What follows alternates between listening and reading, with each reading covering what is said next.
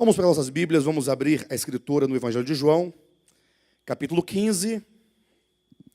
Vamos dar continuidade aos nossos estudos, no exato lugar onde nós paramos semana passada, capítulo 15 do Evangelho de João. Vamos ler aqui o versículo 13, 14 e 15. Vamos começar nessa porção. Nós estamos já há um bom tempo falando acerca desses 4 capítulos de João, capítulo 14, 15, 16 e 17. Capítulos esses que foram tratados na nossa última conferência em 2017, no mês de outubro, cujo tema foi a fim de que todos sejam um. Então leamos aqui, capítulo 15, a partir do versículo 13 a 15. Acompanhe na sua Bíblia. Ninguém tem maior amor do que este, de dar a alguém a própria vida em favor dos seus amigos. Vós sois meus amigos se fazeis o que eu vos mando. Já não vos chamo servos, porque o servo não sabe o que faz o seu senhor, mas tenho-vos chamado amigos, porque tudo quanto ouvi de meu Pai vos tenho dado a conhecer. Amados, como nós temos visto, esse capítulo 15, ele trabalha com a metáfora da videira, do agricultor, dos ramos. Nós vimos como que o Senhor, Ele nos ensina a necessidade de nós desenvolvermos uma consciência, primeiramente, de que nós somos ramos que dele procedem. Então, a primeira coisa a se compreender nesse capítulo é que existe uma unidade entre a criatura e o Criador. Ou seja, o homem foi não somente criado por Deus, mas como está em Atos capítulo 17, o homem foi gerado por Deus. Ocorre que uma vez que o homem, fatalmente, ele está em Deus, porque não poderia deixar de estar, inclusive, porque todos nós existimos em Deus, nós nos movemos nele, nós vivemos nele, como diz o apóstolo Paulo aos cidadãos de Atenas, na Grécia. Mas é preciso agora, além de saber, de ter a consciência de que nós estamos nele, é preciso desenvolver a consciência de que nós precisamos de permanecer nele. O permanecer é um estado de consciência, é um estado de coração que não somente conhece um fato de que estamos nele, mas de que reconhece a necessidade de ser totalmente dependente do Pai. E essa dependência é o que faz com que nós geremos frutos.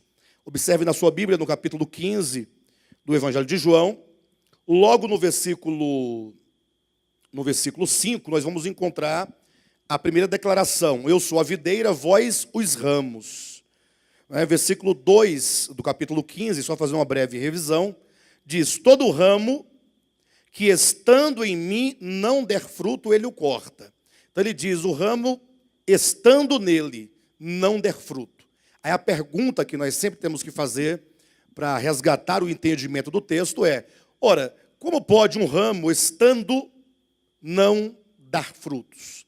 Ou seja, o fato de o ramo estar, que é um fato irrevogável, no sentido de que o homem não poderia deixar de estar em Deus, mas ele pode não produzir fruto, e a razão é o versículo 5, quando diz: eu sou a videira, vós os ramos, quem permanece em mim e eu nele, esse dá muito fruto. Então, a primeira consciência necessária é o conhecimento de que nós estamos nele, de que nós procedemos nele, de que nós fatalmente existimos em Deus. Mas a segunda consciência, ela parte do coração, não do conhecimento, mas do reconhecimento. Reconhecer que é preciso ser dependente do Pai, reconhecer que sem o Pai, ou sem estar ligado na vida, que é o próprio Cristo, nada se pode fazer. Ou seja, tudo que nós fazemos, tudo que nós somos, é em razão dele. E é exatamente a perda dessa consciência é o que a Bíblia chama de a queda do homem. A queda do homem foi o exato momento quando o homem se iludiu e considerou no seu coração enganoso que ele poderia viver sem Deus no seu coração e na sua consciência. E daí agora o homem não pode mais produzir o fruto para o qual ele foi criado. Ou seja, quando Deus cria o homem, Deus cria o homem para que ele produza frutos. E esse fruto, como nós vemos aqui no capítulo 15, já falamos em mensagens anteriores, é o fruto do amor. Capítulo 15, versículo 12, o meu mandamento é este, que vos ameis uns aos outros, assim como eu vos amei. Quando o homem, então, ele tem esse conhecimento e esse reconhecimento de não somente estar em Deus, mas de reconhecer a sua necessidade de permanecer em Deus, essa consciência é que vai levar o homem a produzir o amor. Interessante que no capítulo 15, Jesus coloca o amor enquanto um mandamento no versículo 12. E aí a maioria dos cristãos entendem o mandamento do amor como sendo uma mera ordenança. Ó, irmão, nós temos que amar, porque afinal Deus nos ordena que nós amemos. E aí começa toda a nossa luta, porque eu acredito que todos nós temos de fato o desejo de amarmos uns aos outros. Não é? Temos não somente um desejo, mas um desafio. Mas por qual motivo será que nós fracassamos tanto nessa tentativa de amarmos? Ou seja, nós sabemos que temos que amar, sabemos que o amor é fruto do Espírito, sabemos que o amor é um mandamento, sabemos que somente amando nós vamos assim nos tornar discípulos de Cristo, como está aqui no versículo 10, né? Quando diz: se guardardes os meus mandamentos, permanecereis no meu amor, assim como eu tenho guardado os mandamentos de meu Pai, no seu amor permaneço. Ou como diz no versículo, deixe-me ver, versículo 8, nisto é glorificado o meu Pai, em que deis muito fruto, e assim vos tornareis meus discípulos. Porque sabendo que é um mandamento, sabendo que somente assim seremos discípulos de Cristo, mas porque temos ainda tanta dificuldade? Não seria o fato de que nós enxergamos o mandamento como uma mera ordem, como um mero mandamento, e aí nós nos dispomos a cumprir o mandamento, por sabermos que é necessário, mas nos falta a fonte desse amor, que é o próprio Cristo. Quando ele diz: sem mim nada podeis fazer. Ou seja, seja qual for o mandamento, por melhor que ele seja, por mais elevado que ele seja, nós sempre vamos, nós nunca vamos conseguir alcançar o cumprimento de nenhum mandamento pela nossa própria força natural, pela nossa própria capacidade. Afinal, Deus havia dado a lei para o homem no Monte Sinai, por meio de Moisés, só que jamais o homem conseguiu cumprir com a lei de Deus. Por qual motivo? Porque o homem, como está em Romanos capítulo 7, ele toma o mandamento pelo mandamento, e na tentativa então de cumprir o mandamento, ele descobre que ele em si mesmo, ou de si mesmo, ele é incapaz de amar. Por isso que no capítulo 15, Jesus ele cria essa metáfora da videira para mostrar a relação orgânica que nós temos com o Criador e a necessidade de nós estarmos completamente conectados a Ele por meio do Espírito, totalmente dependente dEle, para que esse amor, que é a seiva dessa videira, possa fluir por intermédio dos ramos que nós somos. Ou seja, temos uma necessidade de, como diz o apóstolo Paulo aos Gálatas, nós termos o fruto do Espírito. O amor é um fruto. O amor é o fruto que o próprio Deus gera em nosso coração. E este amor, então, quando experimentado e quando nós atingirmos a plenitude possível desse amor por nosso intermédio, é que nós vamos então chegar ao resultado, ao cumprimento da oração de Jesus Cristo, capítulo 17, abra sua Bíblia, de João, no versículo 21, quando diz assim, olha: a fim de que todos sejam um. Já imaginaram esse dia? A fim de que todos sejam um, quando nós chegarmos a esta unidade. Essa unidade de que diz aqui, é uma unidade, como está lá em Filipenses capítulo 2, de um só espírito, um só coração, de uma só vontade, de um só propósito. Quando nós já não olhamos mais para nós mesmos, mas conseguimos agora ver o outro, ou ver Deus no outro, e passarmos a servir a Deus quando servimos ao nosso próximo. Essa unidade, ela será alcançada somente pelo exercício, pela experiência, pela prática do amor. Por isso que é dito no versículo 21 ainda, né? A fim de que todos sejam um. E como és tu, ó Pai, em mim e eu em ti, também sejam eles em nós, para que o mundo creia que tu me enviaste. Então, 3 coisas eu quero levantar aqui nesse texto, para nós entrarmos no tema dessa noite. Primeiro, a necessidade de sermos um. Ou seja, quando o Jesus Cristo ora, dizendo ao Pai, para que todos sejam um, certamente ele está fazendo a oração de um desejo, porque falta a unidade da criatura com o Criador em razão do pecado, em razão da queda, em razão das trevas do coração, em razão do egoísmo.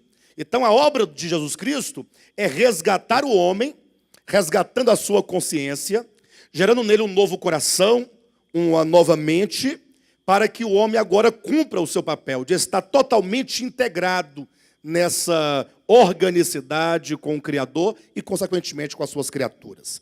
O segundo ponto é que essa unidade ela pode ser vista ou pode ser exemplificada na unidade entre o Pai e o Filho.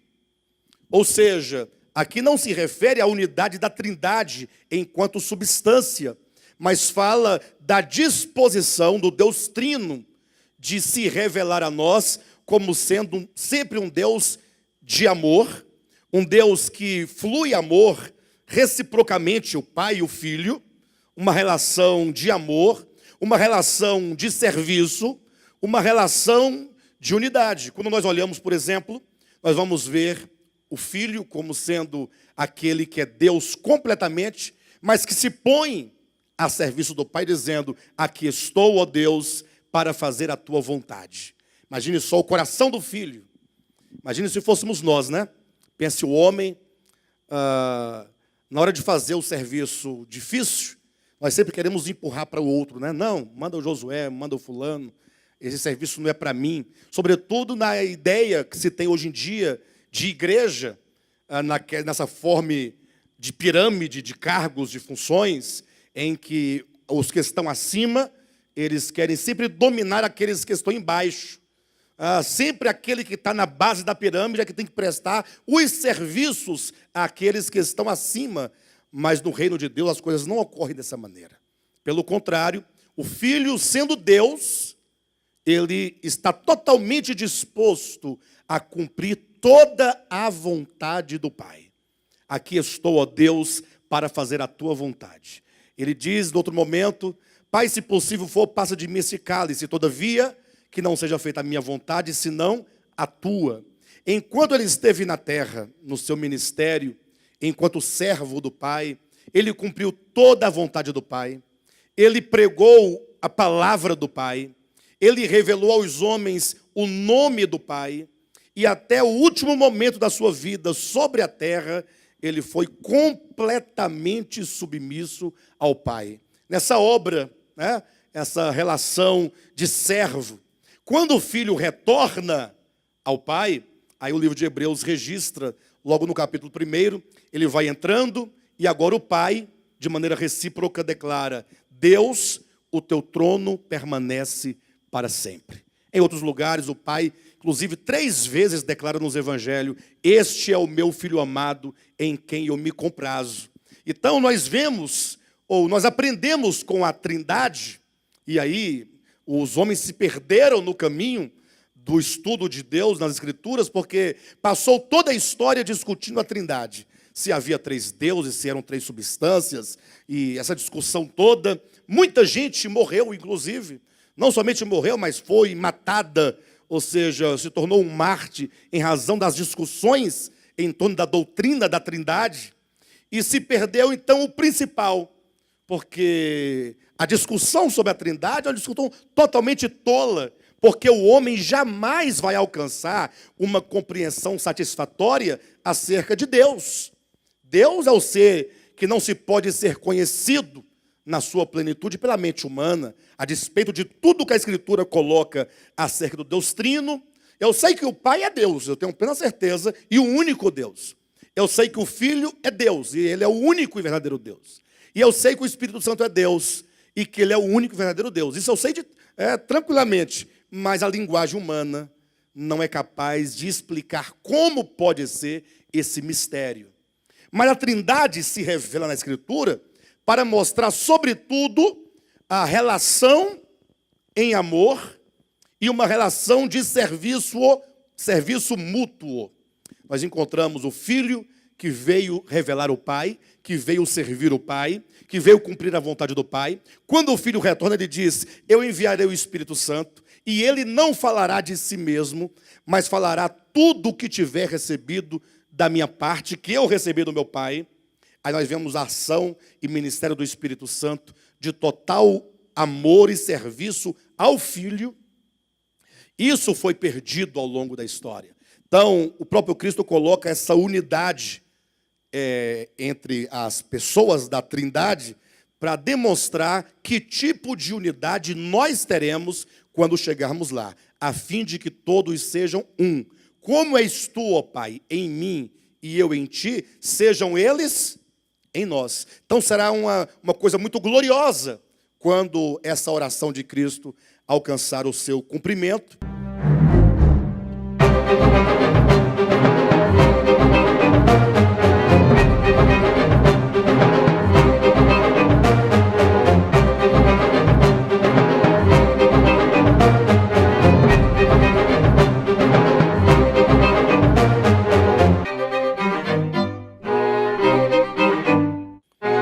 Item aqui no capítulo 17, versículo 21, que este é o ponto que queremos tratar essa noite, quando no finalzinho diz: para que o mundo creia que tu me enviaste. Ou seja, aqui é uma oração acerca dos eleitos. Se vocês lerem o capítulo 17 com atenção, Cristo faz uma oração por todos aqueles a quem o Pai deu ao Filho. Ele faz uma oração especificamente pelos eleitos do Pai, pelos predestinados do Pai, com vistas não a uma salvação exclusiva dos eleitos, como se entende que o tema da predestinação seria uma salvação exclusiva para um grupo de pessoas em detrimento do restante. Mas veja no versículo 21 que é dito que esta unidade que os eleitos alcançarão no primeiro momento da história é para que o mundo creia. Está na sua Bíblia isso? Olha direitinho, versículo 21. A fim de que todos sejam um, e como és tu, ó Pai, em mim e eu em ti, também sejam eles em nós, para que o mundo creia que tu me enviaste. O que vai acontecer com o mundo quando o mundo crer que Jesus é o enviado do Pai? Ora, se eles crerem que Jesus é o enviado, eles obterão o quê? Vida eterna. Ou seja, esta unidade tão requerida por Jesus Cristo, que é o alvo da igreja, não que nós seremos os únicos a ser um com o Pai, mas que nós seremos um com o Pai nesta era, ou na era vindoura do reino milenar, para servir de testemunho, para que assim nós possamos, de alguma maneira, enquanto auxiliadora de Jesus Cristo, enquanto a esposa idônea de Jesus Cristo, a noiva de Cristo, ou enquanto corpo de Cristo, possamos contribuir em alguma medida com o Cristo de Deus que veio resgatar a humanidade. Então, existe um alvo, não é? Existe um serviço a ser prestado pelos eleitos e um alvo para ser alcançado, que é a nossa unidade, para que a nossa unidade promova, então, a unidade do restante da humanidade com o seu Criador. A grande questão é que, às vezes, nós ficamos anos e anos igrejando, né? A gente se reúne, a gente tem as reuniões de oração, ou nós temos a reunião do estudo da palavra, nós temos a reunião geral do domingo, a reunião da família, quando toda igreja costuma se reunir. E aí se passam os anos e anos, e essa unidade parece ainda ser uma utopia. Essa unidade ainda parece ser um objetivo inalcançável, porque parece que nós entendemos muitas coisas, mas falta a vida, né? E por que será que falta o vigor necessário para o cumprimento desta unidade, que só vai acontecer mediante o amor? Somente quando nós darmos o fruto, produzimos o fruto dessa vide, que no capítulo 15 refere-se ao amor. O que está faltando, né? E no capítulo 15 nós temos a resposta. Eu quero ler com vocês. Capítulo 15, versículo 15. 15. Já não vos chamo servos, porque o servo não sabe o que faz o seu senhor. Mas tenho-vos chamado amigos, porque tudo quanto ouvi de meu Pai vos tenho dado a conhecer. Chega no momento do capítulo 15 que Cristo começa a dizer acerca da revelação. Ele fala, olha, vocês são criaturas, vocês foram criados por Deus, vocês são servos, porque foram chamados para servir ao Pai. Entretanto, muito mais do que meras criaturas, muito mais do que filhos, muito mais do que servos, ele diz, eu já não vos chamo servos. Em outras palavras, vocês não são apenas servos, mas vocês também são amigos. Ele fala da amizade no sentido de que agora o Filho, ele conversa conosco, ele nos traz a revelação da vontade de Deus, ele nos dá a conhecer o coração do Pai. Não é verdade que nós falamos as coisas mais íntimas para os amigos? Nós confessamos muitas coisas para os amigos. Nós abrimos o coração para os amigos. E Cristo está dizendo, então, que é nesse relacionamento que ele, então, abre o coração dele para nós. Jesus, quando começou seu ministério, chamou para si 12 discípulos. E ali eles foram chamados para serem discípulos, para serem apóstolos, para servirem com Cristo no seu ministério e servirem, então, após a morte e ressurreição de Cristo. Eles são chamados como servos. Só que durante 3 anos e meio, Jesus vai desenvolvendo maior relacionamento com aqueles discípulos. Ele trouxe para junto de si. Jesus, então, vivia diariamente com eles. Jesus dormia com eles, acordava com eles. Durante o dia, Jesus ia pescar com eles. Ou eles iam com Cristo, andando de cidade em cidade, de aldeia em aldeia. Jesus passava horas e horas conversando com os discípulos. Depois da tardezinha, despedia as multidões, ia para uma casa. E ali eles ficavam conversando acerca das parábolas ditas durante o dia.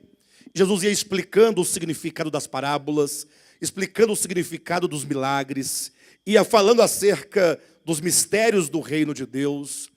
Então foi desenvolvendo um relacionamento de intimidade com os discípulos. E então, depois de 3 anos e meio, Jesus falou assim, olha, depois de tanto tempo juntos, eu já não vos chamo mais somente de servos, mas nós já desenvolvemos uma intimidade de amizade, de modo que agora eu posso falar com vocês tudo aquilo que está no meu coração, tudo aquilo que eu ouvi do meu Pai, eu agora transmito para vocês. Eu falo com vocês como um amigo fala a outro amigo. Então, o primeiro ponto a ser ressaltado é que nós nunca jamais poderemos alcançar o propósito de Deus, de produzir o fruto, que é o amor, e produzindo, nos tornarmos discípulos de Cristo. E nos tornando discípulos de Cristo, também podemos glorificar o Pai. O irmão Raimundo está aí? Ajuda aí, irmão, em nome de Jesus. Glorificar o Pai, nisto é glorificado o meu Pai. Nunca poderemos alcançar a unidade se nós não começarmos pela revelação do Pai. Se a revelação não chegar no coração do homem, este homem nunca jamais conseguirá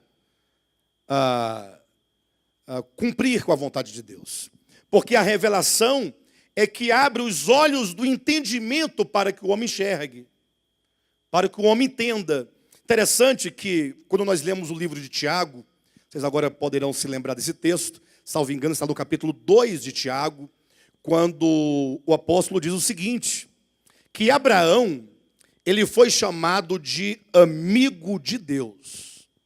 Quando você pega a referência que diz que Abraão foi chamado de amigo de Deus, e você então vai para o livro de Atos dos Apóstolos, e então, abra sua Bíblia em Atos dos Apóstolos, para os irmãos perceberem algo. Vamos abrir nos 2 textos, que os irmãos fazem a verificação. Atos capítulo 7, é o primeiro texto, e também Tiago. Tiago capítulo 2, versículo 23, E então, Atos dos Apóstolos, capítulo 7. Vamos ler primeiro Tiago, depois a gente lê o livro de Atos, ok? Tiago, capítulo 2, versículo 23. E se cumpriu a escritura, a qual diz que Abraão creu em Deus, e isso lhe foi imputado para a justiça, e foi chamado amigo de Deus. Então, observe o texto de Tiago. Primeiramente diz que se cumpriu a escritura, a qual diz que Abraão creu em Deus e a fé lhe foi imputada para a justiça. Ou seja, quando foi que essa palavra teve o seu cumprimento? Quando Abraão, ele teve uma experiência de fé com Deus, lá no Monte Moriá, quando se propôs no coração a oferecer o seu filho sobre o altar. Não é isso mesmo? Ou seja, quando ele foi chamado, entendam isso, ele começou uma trajetória de crescimento na fé. Somente então, quando ele desenvolve toda a caminhada de fé e chega ao Monte Moriá, é que a palavra se cumpre, e se cumprindo a palavra, ele é chamado de quê? De amigo de Deus. Ou seja, o ser amigo de Deus é a consumação da sua fé. E tão interessante que quando fala de Abraão, enquanto amigo de Deus, agora vamos para o livro de Atos, capítulo 7, quando diz assim, olha, capítulo 7, versículo 2. Respondeu Estevão: varões, irmãos e pais, ouvi. O Deus da glória apareceu a Abraão, nosso pai, quando estava na Mesopotâmia, antes de habitar em Harã. Então, quando se faz referência a Abraão, Estevão diz que quem apareceu a ele foi o Deus da glória. Interessante, quando nós usamos os termos, as palavras, geralmente a gente não costuma dar muita atenção para as palavras, a gente usa qualquer palavra, né? Não, o Eterno apareceu a Abraão, não, o Deus, o Criador apareceu a Abraão, o Deus todo onipotente, o Deus onipotente apareceu a Abraão. Mas, interessante que quando o Estevão fala, ele seleciona uma palavra, ele diz, o Deus da glória. Ou seja, é o Deus da iluminação, é o Deus que resplandeceu no coração e na mente de Abraão. Então, Abraão é chamado de amigo de Deus, e Abraão é aquele que tem a revelação. Isso está em perfeita harmonia com o que Jesus fala em João capítulo 15, dizendo que agora os discípulos eram chamados de amigos, porque o pai, ou porque o filho agora estava revelando o coração do pai. Então, a revelação é algo de extrema importância. Nem sempre, quando alguém compreende verdades da Escritura, ele obtém revelação. Ele pode obter conhecimento intelectual. Ele pode ter uma compreensão cabal de temas bíblicos sem nunca receber no coração a revelação. A compreensão pode estar para o estudo, mas a revelação está para uma operação do Espírito Santo. Por isso que eu insisto com os irmãos, a necessidade que nós temos de orar a palavra recebida. Lembra lá na parábola do semeador, que o semeador saiu a semear a semente, que era a palavra do Evangelho, mas a semente, embora boa, que é a semente da palavra do reino, ela tem que ter uma consonância com o coração. Ou seja, só produz fruto se a terra do coração for boa. Então nós temos que orar pelo nosso coração. Temos que orar cada palavra recebida, orar cada palavra ouvida, levar diante de Deus e falar, Senhor, eu preciso de um coração que seja uma boa terra, porque o Espírito Santo é quem faz a obra em nós. Interessante que no texto lá de Filipenses capítulo 2, versículo 12 e 13, o apóstolo Paulo fala duas coisas aparentemente contraditórias, mas que se harmonizam nesse sentido. Ele diz assim, olha, desenvolvei a vossa salvação com temor e tremor. Não há uma ordem aqui para nós ou não? Não implica que nós devemos fazer algo ou não? Desenvolvei, é uma ordem, está no imperativo. Em seguida ele parece desdizer o que ele acabara de dizer, quando ele fala, pois é Deus quem efetua em vós o querer. Mas como assim? Se é Ele quem efetua em mim, ou se Ele que realiza o querer e o efetuar, não é Ele quem realiza? Estão ouvindo, pessoal? Como é que Ele me ordena a desenvolver? Afinal, sou eu ou é ele? É porque existe uma relação, como eu poderia colocar uma palavra interessante? Não de cooperação, mas... mas tem uma palavra melhor. Solidariedade. De ambas as partes. Deus é que tem todo o poder e só Ele pode realizar em nós.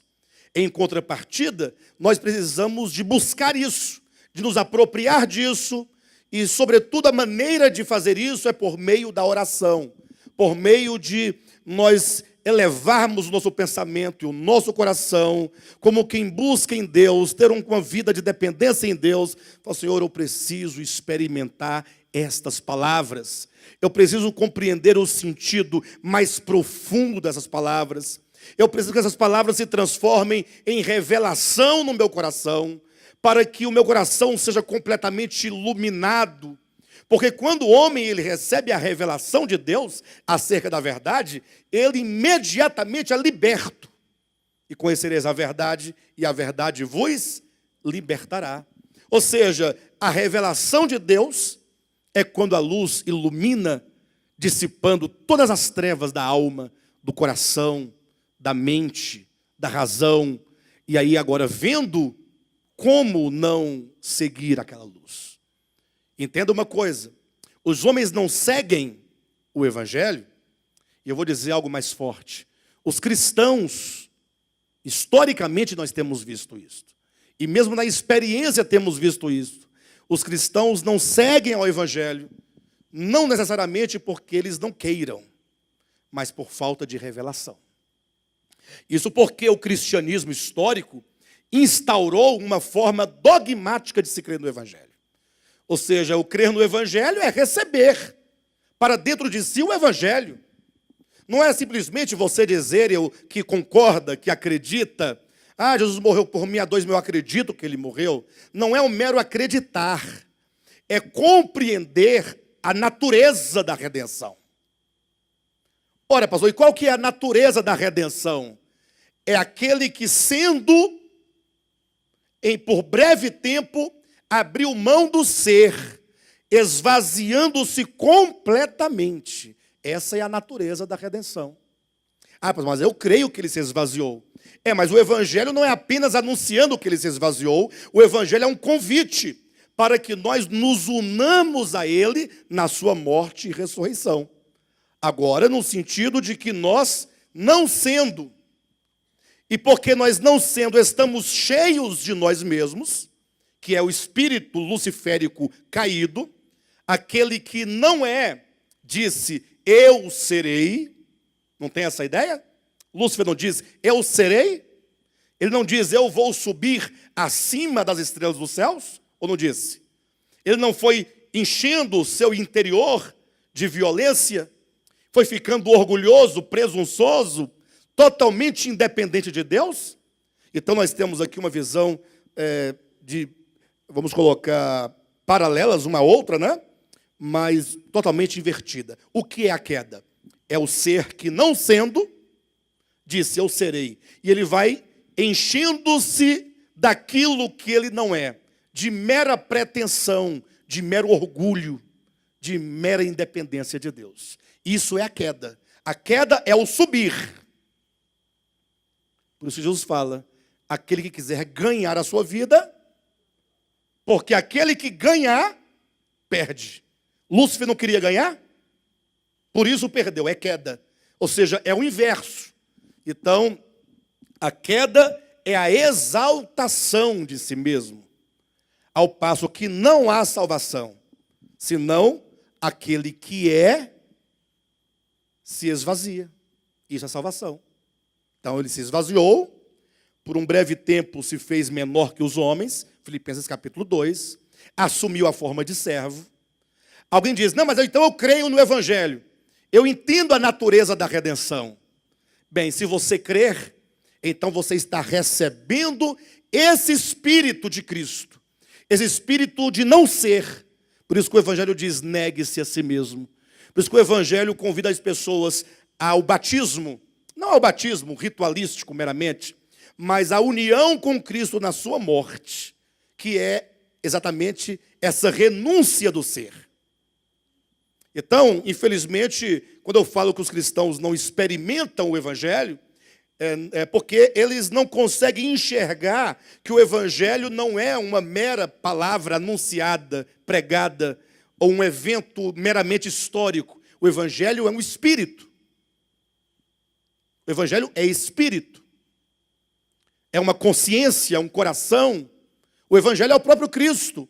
Assim como a queda e assim como também o espírito ante-Deus, ante-Cristo, também é um espírito. Por isso que João vai dizer na sua primeira epístola que vós tendes ouvido que o anticristo virá. Aí ele diz, e presentemente já está no mundo. O que a religião não faz conosco, né? Quanto tempo ouvindo sobre o anticristo e todos na expectativa, será que ele já nasceu, pastor Josué? De onde ele vem? Da Europa? Será que não é o presidente dos Estados Unidos? Já foi o Bush pai, já foi o Bush filho, já foi o Barack Obama, agora é esse atual, aquele laranjado. Né? Mas não é verdade? Os crentes estão sempre buscando alguma referência meramente temporal, histórica, localizada, fora de si, ao passo que a Escritura diz, não, gente, o anticristo é o espírito do mundo. É um espírito anti-Cristo. E o que é Cristo? Cristo é o espírito pró-Deus. E o anticristo, ele é contra o espírito de Cristo, portanto é anti-Deus. É o espírito que não aceita os atributos divinos, que não reconhece o amor divino, prefere sempre pregar um Deus violento, sempre um Deus mau, sempre um Deus perverso. Isso porque os homens precisam de um Deus perverso, de um Deus mau, de um Deus tirano, de um Deus ameaçador, para que o homem caminhe mais ou menos na linha, saindo vez ou outra, ou constantemente, mas dando-lhe a impressão de que eles estão seguindo. Se tirar o terror que se pinta sobre Deus, eles não conseguem mais caminhar. Aí não congrega mais porque perde o temor. E eles não sabem que temor não é medo. Temor é o princípio da sabedoria. Então, quando se tem sabedoria, então aí você não tem medo de Deus, até porque Deus é amor, e no amor não existe medo. Mas o temor é a consciência de que Deus é tudo. E, portanto, nós nos voltamos a Ele em completa dependência. Então, os crentes, de uma maneira geral, eles não conseguem essa prática do Evangelho, viver o Evangelho, primeiro porque não compreendem a natureza do Evangelho, o espírito do Evangelho, não sabem que o Evangelho é o despojamento de si. E por isso, falta-lhes então, primeiramente, intimidade, o desenvolvimento de amizade com Deus. Eu sei que os crentes oram muito, eles oram muito. Os evangélicos, sobretudo os pentecostais, oram muito, oram nas vigílias, oram madrugadas inteiras. Agora, como oram? Oram com formalidade. Oram não como quem conversa com um amigo. Jamais alguém vai chegar para um amigo íntimo e vai ficar do lado de fora da casa, gritando para ele lá dentro, sem nunca adentrar a casa, só gritando e dizendo, ó fulano, eu estou aqui neste momento. Eu estou aqui na tua presença para te dizer que não, amigo entra na casa, se assenta à mesa, conversa sem entonação de voz, conversa verdades do coração. Ou seja, o resgatar a oração é urgente, porque resgatar a oração é resgatar o diálogo com Deus. Resgatar a oração é conversar com Deus. E eu sou honesto, eu me recuso a qualquer forma de oração que não seja conversa. Que não seja abrir o coração. Que não seja chorar. O choro da alma. Não para que as pessoas vejam. Olha como Jesus disse, quando orardes, entra no teu quarto. Fecha a porta. E fala com o Pai Celestial que Ele está te ouvindo em secreto. Por isso que Paulo diz, orai sem cessar. Ora, eu oro sem cessar porque eu estou a todo tempo e a todo momento com Deus. Ele em mim e eu nele. E, portanto, conversamos como amigos. E conversamos sobre o reino de Deus. E conversamos sobre a vontade de Deus.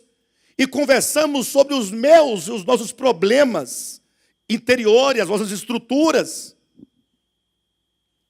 E se você começar a desenvolver essa oração, você vai passar a ouvir a Deus constantemente. Deus vai falar com você a todo momento. Nas simples coisas Ele fala conosco. Ele aponta, Ele revela, Ele mostra. Ele desvela o coração. Ele mostra os problemas, as trevas. E aí então, nessa relação de intimidade e de amizade, ocorre que vem a revelação. Pastor, e a revelação o que é? Revelação de quê, afinal?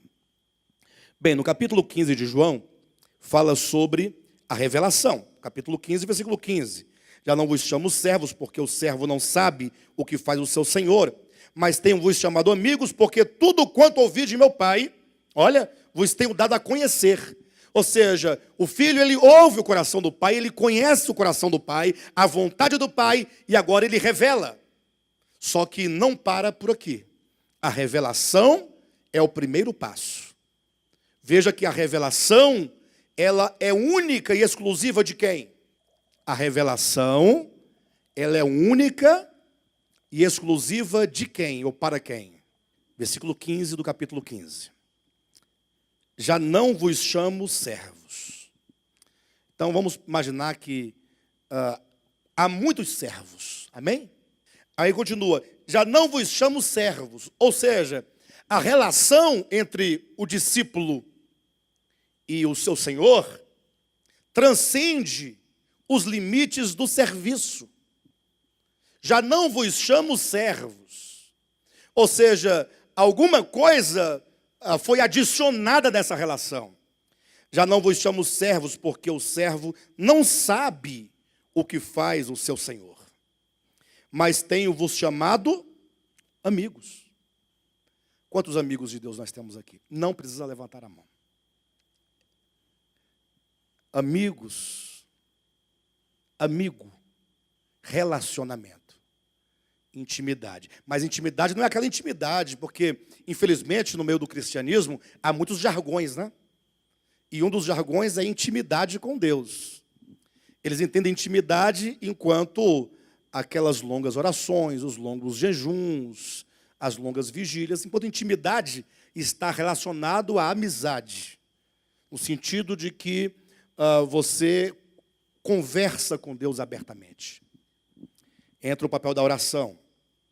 Mas tenho-vos chamados amigos, porque tudo quanto ouvi de meu Pai, vos tenho dado a conhecer.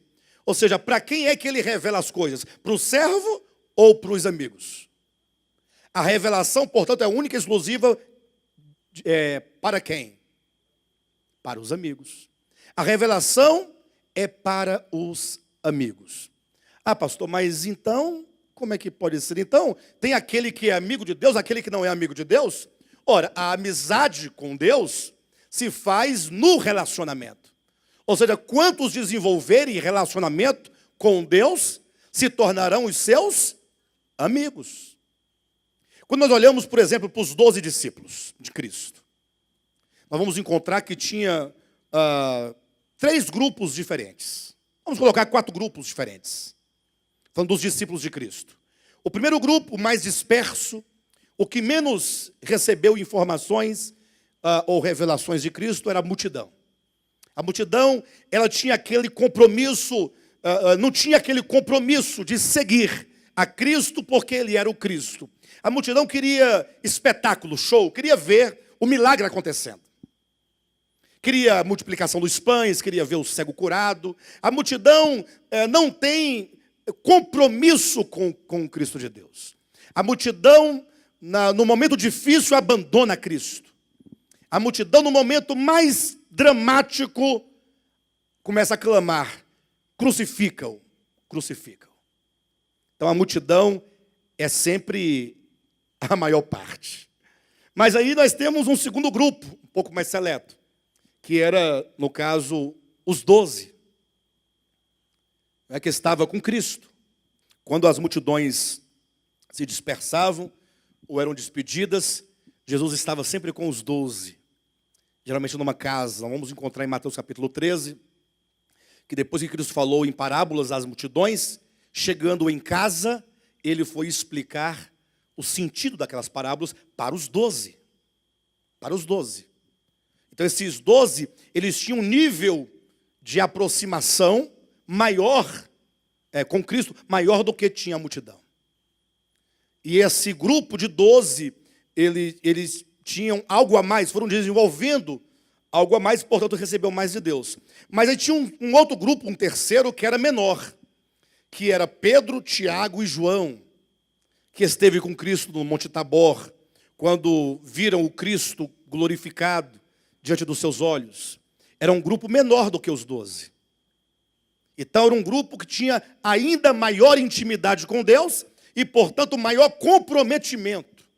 De acordo com o nível de aproximação, daí se determina o nível de comprometimento. Mas embora tivesse 3 ali no núcleo, somente João era aquele que colocava a sua cabeça no peito de Jesus. Jesus deitado, ele ia lá e colocava e ficava ali ouvindo Cristo falar, mas ouvindo o pulsar do coração de Cristo. Tanto é que ele é chamado de o discípulo amado. É o discípulo do amor. Porque ele desenvolveu maior sentimento, maior aproximação. Era aquele que estava ao pé da cruz no momento de maior angústia de Cristo. Quando Cristo foi preso, os demais discípulos fugiram, mas João, ele estava dentro da sala do julgamento, ao lado.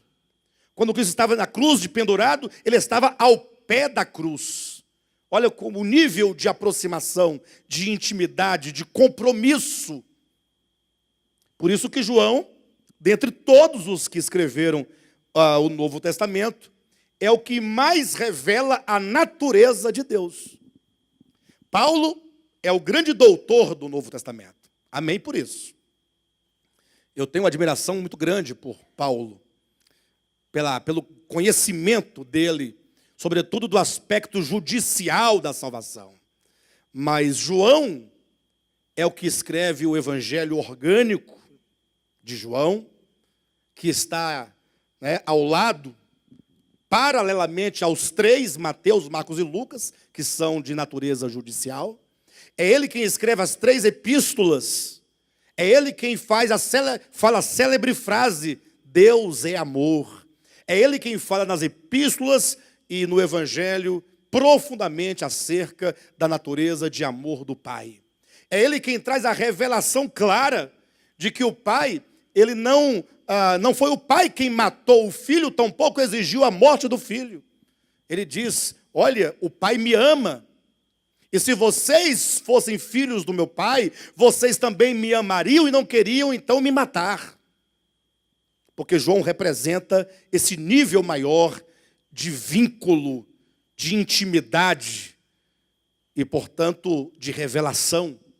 Tanto é que no meu livro, A Dracma Perdida, não sei se vocês já leram, se não leram, eu diria que leiam. A Dracma Perdida é o livro do século. Vocês sabiam? É o livro do século, estou profetizando.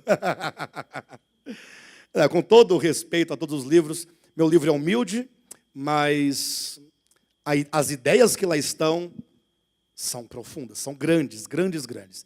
E agora estou escrevendo um outro livro, que é continuidade desse, Os Caminhos da Vida. Coisa mais linda. E a personagem principal da Dracma Perdida chama-se Ioannes, João. É o discípulo do amor. E nesse livro ele próprio argumenta dizendo que ele compreendeu tudo aquilo porque ele não recebeu a revelação de outros, ou não recebeu apenas ouvindo, mas diretamente do coração de Cristo, quando ele encostava a sua cabeça no peito de Jesus. Muito bem, então a revelação é o primeiro passo. Essa revelação é a revelação da palavra de Deus. Capítulo 17 de João, abra a sua Bíblia. capítulo 17 do Evangelho de João. Veja o que diz no versículo 4 em diante. Eu te glorifiquei na terra, consumando a obra que me confiaste fazer. E agora glorifica-me, ó Pai, contigo mesmo, com a glória que eu tive junto de ti antes que houvesse mundo. Manifestei o teu nome aos homens que me deste do mundo. Eram teus, tu nos confiaste, e eles têm guardado a tua palavra. Agora eles reconhecem que todas as coisas que me tens dado provêm de ti, porque eu lhes tenho transmitido as palavras que me deste, e eles a receberam, e verdadeiramente conheceram que saí de ti, e que creram que tu me enviaste. Queridos, em nome de Jesus, percebam isso. Ele fala no capítulo 15, acerca da revelação. Eu tenho falado para vocês tudo aquilo que eu ouvi do meu Pai. Agora, aquilo que ele disse, versículo 8, é a palavra de Deus. Porque eu lhes tenho transmitido as palavras que me deste, e eles a receberam, e verdadeiramente conheceram que saí de ti, e creram que tu me enviaste. Ou seja, a revelação não é qualquer tipo de revelação. Não é qualquer tipo, porque muitas vezes a pessoa estuda, por exemplo, escatologia, então ela entende as profecias. A revelação de como vai ser o fim do mundo. Seria isso, a revelação? A revelação é a palavra de Deus, a revelação é Cristo, é o coração de Deus. A revelação é a palavra de Deus, a revelação é Deus revelado na pessoa de Jesus. Eu pergunto, não sabiam porventura os judeus acerca da lei de Moisés? Não sabiam os hebreus acerca dos profetas? Não liam eles todos os sábados na sinagoga? Não faziam a leitura da lei dos profetas? Não tinha as grandes escolas teológicas do judaísmo? O judaísmo era totalmente suprido de escribas, de fariseus, de mestres, de doutores da lei. Os hebreus, eles eram completamente aplicados nos estudos das Escrituras. Entretanto, eles não conheciam a Deus. Mas como não, pastor, não conheciam a Deus? Lógico que não conhecia. Primeiro, eu posso apresentar duas provas, rapidamente, de que eles não conheciam. Primeiro, eles mataram a Cristo. Os hebreus daquele tempo mataram porque não reconheceram em Jesus o Deus a quem eles serviam. E a segunda prova é Saulo de Tarso, que sendo homem douto nas Escrituras, pôs-se a perseguir a todos os que serviam e seguiam a Jesus Cristo, porque tinha Jesus como impostor. Saulo, tinha Cristo como impostor. No dia que o Deus a quem ele servia apareceu diante dele, e Saulo disse, quem és tu, Senhor? Quem és tu, Curios? Adonai. Ele chama a quem ele vê de Senhor. Então ele chama de Deus. Entretanto ele pergunta, quem és tu? Então também não conhecia. Se os hebreus, dotados com todos os aparatos teológicos, as escolas teológicas, rabínicas, a lei, os profetas, a própria cultura deles era uma cultura teológica, não conheciam a Deus, porque só conheciam a Moisés e aos profetas, e não conseguiram ver na lei e nos profetas o Cristo de Deus. E por que não conseguiram? Porque perderam aquilo que dele se falava e ficou apenas com as histórias. Eles sabiam todas as histórias, todas as conquistas, sabiam todos os números de quantos milhares foram mortos na batalha tal, quantos caíram à espada na batalha tal. Sabiam tudo das guerras, das histórias, mas não sabiam do caráter e do amor do Pai.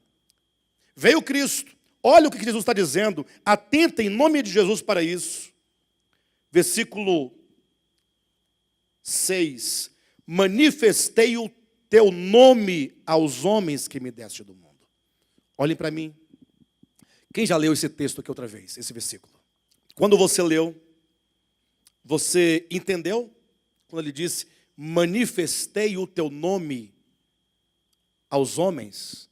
O que é manifestar o nome? Primeiro, o que é o nome? João Batista, fique de pé, por gentileza. Olhem para o João Batista. João Batista dos Santos, de Souza. João Batista Rodrigues de Souza. É o nome dele. Não é? Não é. Agora, João Batista Rodrigues de Souza se escreve J-O-A-T-I-O R-O-D-R-I-G-U-S, não é? Faltou Batista, B-A-T-S-I-T-A, né? Muito bem. D-E-S-O-U-S-A. Eu falei as letras. Isso é o nome? As letras é o nome?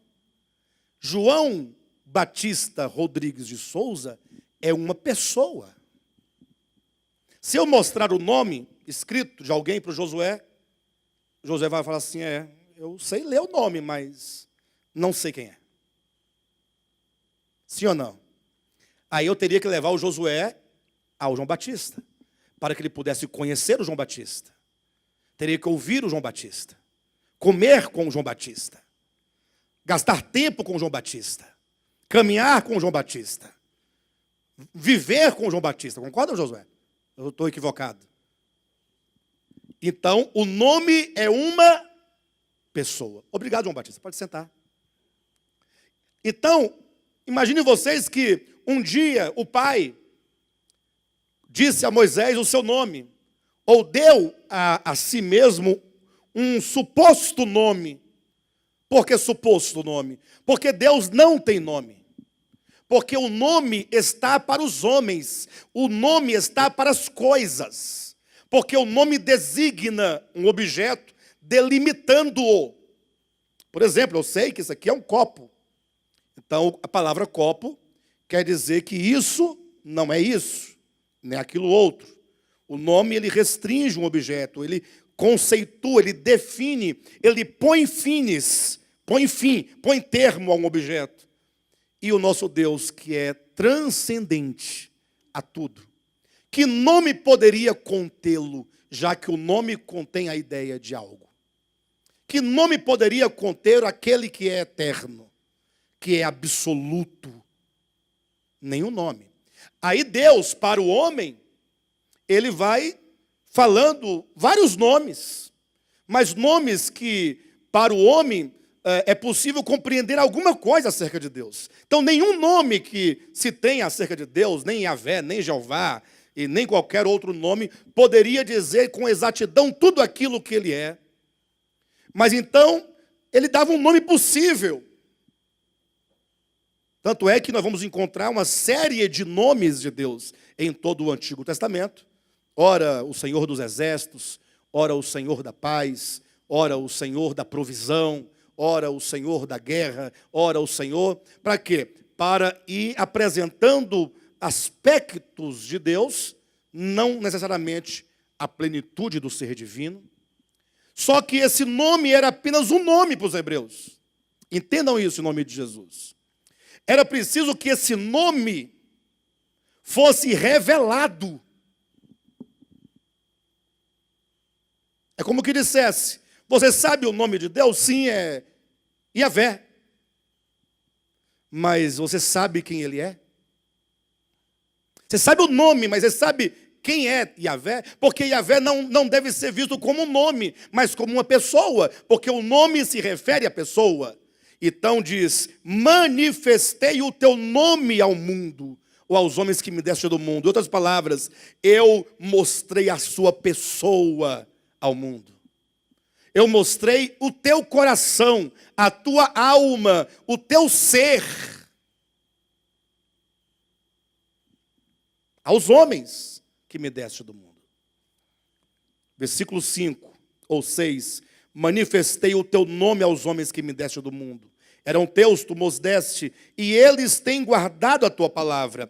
Agora eles reconhecem que todas as coisas que me tens dado provêm de ti. E eu pergunto, vocês reconhecem que Cristo é a plenitude de todas as coisas? Sim ou não? Isso é grande? Agora você reconhece que esse tudo que o Filho é em plenitude provém do Pai? Então o Filho nos leva ao reconhecimento do Pai enquanto a fonte de tudo. Tudo é o Pai. O Pai está nos conduzindo, ou melhor, o Filho está nos conduzindo a essa consciência de que o Pai é a fonte de tudo. Mas olha o que diz o versículo 6. E eles, ou melhor, versículo 6, manifestei o teu nome aos homens, versículo 7. Agora eles conhecem que todas as coisas que me tens dado provêm de ti. É isso? Reconhecem? Reconhecer é muito mais do que conhecer. Reconhecer é você não somente ter a consciência daquilo, mas você agora está totalmente receber aquilo no seu coração como uma verdade para si. É o reconhecimento. Versículo 8.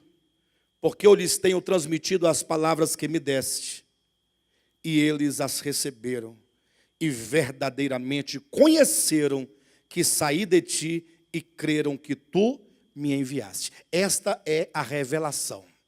É a palavra de Deus, é o próprio Cristo, é o nome do Pai, é o coração do Pai, é a natureza do Pai, é o ser do Pai. Isso só por meio de revelação. Só por meio de revelação. E tem mais, sempre quanto mais você tocar na natureza do Pai, mais distante você vai ficando do cristianismo histórico. Mais distante. Mais o cristianismo vai te desprezar. Mais o cristianismo vai te abortar. Porque o cristianismo, ele não, enquanto religião oficial, estabelecida, religião do Ocidente, não me refiro ao cristianismo no sentido da fé cristã em Cristo, não. Me refiro à organização multifacelada, dogmática, histórica, que tem apenas os dogmas do Evangelho, que tem apenas uma teologia sistemática. E ela é sistemática exatamente porque ela não comporta a organicidade do Evangelho. Ela tem que ser sistematizada em forma doutrinal, conceitual. Você acredita nisso? Nisso acredito. Então, batiza, pronto. Mais um para o curral. Aí vai enchendo. Mas o fato é que quanto mais você conhece a natureza do Pai, o caráter do Pai, você vai se comprometendo não com os dogmas, porque o dogma fala o seguinte, só uma ideia para vocês pensarem. O dogma fala o seguinte, o homossexual, ele não pode servir a Deus. Não é assim que eles falam, não? Não pode. Mas por que não pode? Porque é pecado. Deus manda matar, lá no Antigo Testamento, manda matar. E aqui no Novo, aí vai citar aqueles 3 textos, né, de Romanos 1, que não diz respeito ao assunto, mas vamos citar. E por isso, essas pessoas, elas são rechaçadas do meio cristão. Aí quem fica, fala, não, eu estou aqui porque eu sou hétero. Grandes coisas. Hétero impuro, hétero invejoso, hétero cheio de cobiça, cheio de maldade, de ódio, de inimizade, de facção. Se fôssemos fechar as portas, não é, para as pessoas, começaríamos pelos héteros. Pastor, você está fazendo apologia? Não, não é apologia. Todos nós somos carentes de Cristo. Todos. Em todos os níveis. Todos carecem de perdão. Todos carecem de mudança. Mas é um dogma já estabelecido que seleciona as pessoas. Querem ver uma coisa? Chega numa igreja tal, se você não guarda o sábado, você não pode ser membro daquela igreja. O dogma fala, não, aqui você não pode. Porque o meu trabalho depende do sábado. Mas infelizmente você não pode servir a Deus, Porque o nosso dogma acerca de Deus impede. Isso é teologia sistemática. Isso é uma doutrina sistematizada e colocada como empecilho para que a pessoa cresça no Evangelho. Em outro lugar, se você é doador de sangue, não pode. Em outro lugar, se você não colocar um pano sobre a cabeça, não pode. Se você corta o cabelo, não pode. Não pode. Não pode. Por quê? Porque o cristianismo, né, histórico, dogmático, ele não comporta a palavra de Cristo, que diz o seguinte: eu não vim para os sãos, eu vim para os perdidos.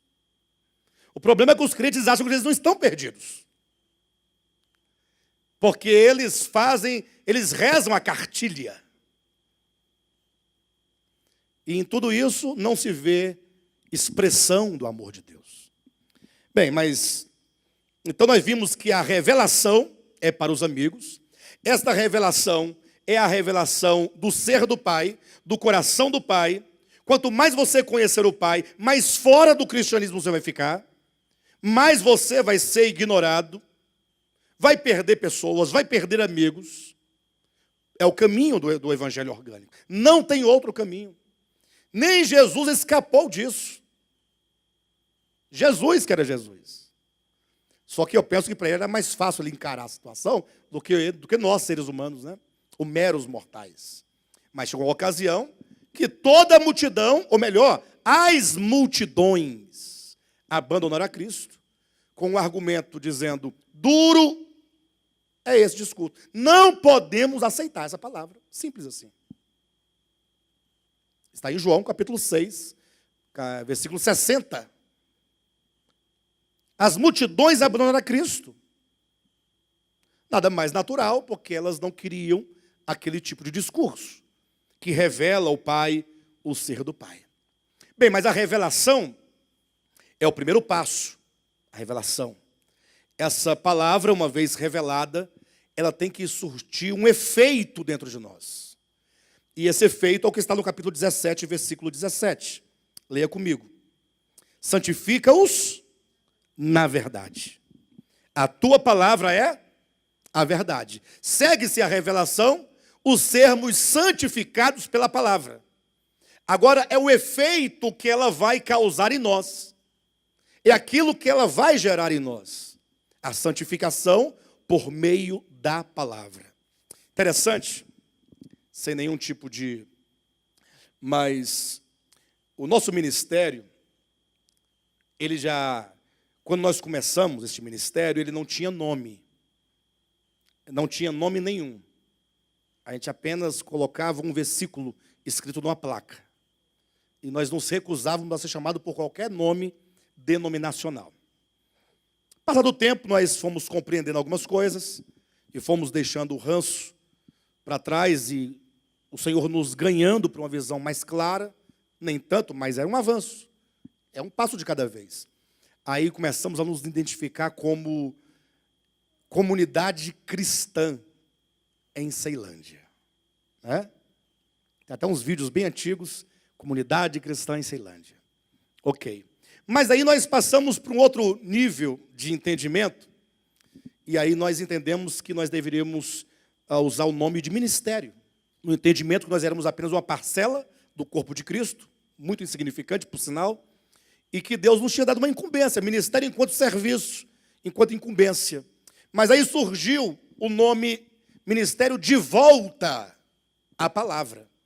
Quando nós usamos esse nome, quando nós entendemos que deveríamos ser identificados este ministério enquanto um ministério que convida os homens a voltarem para a palavra, nós ainda não fazíamos a distinção entre Bíblia, Escritura e Palavra de Deus.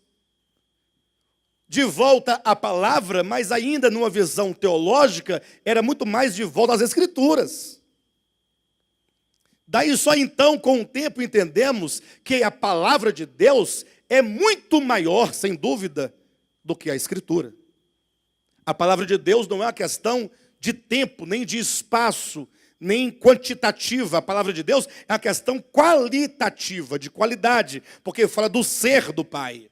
Então hoje nós entendemos claramente por que o Senhor nos conduziu a esta identificação no sentido do serviço, do ministério. É um ministério que nós somos convidados diariamente a voltarmos à palavra de Deus, que é uma pessoa, que é o Evangelho.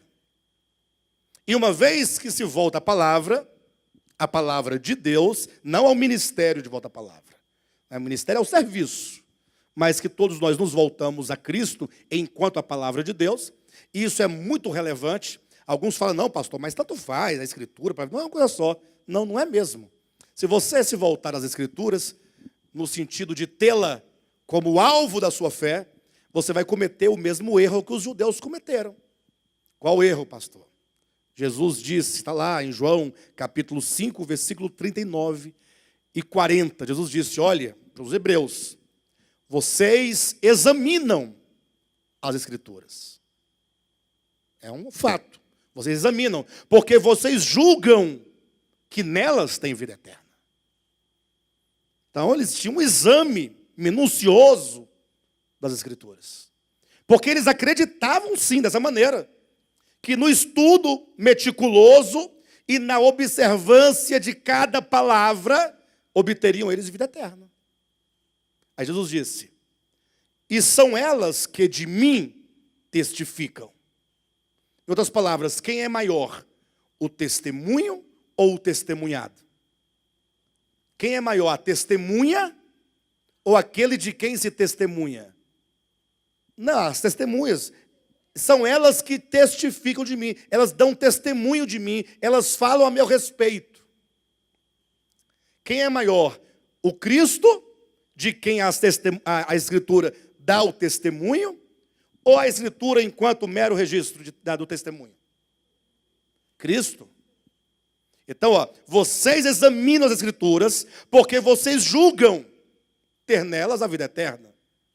E são elas que dão testemunho de mim. E, contudo, sendo eu aquele de quem elas dão testemunho, vocês não querem vir a mim para terdes vida, mas vocês vão a ela para ter vida por meio dela.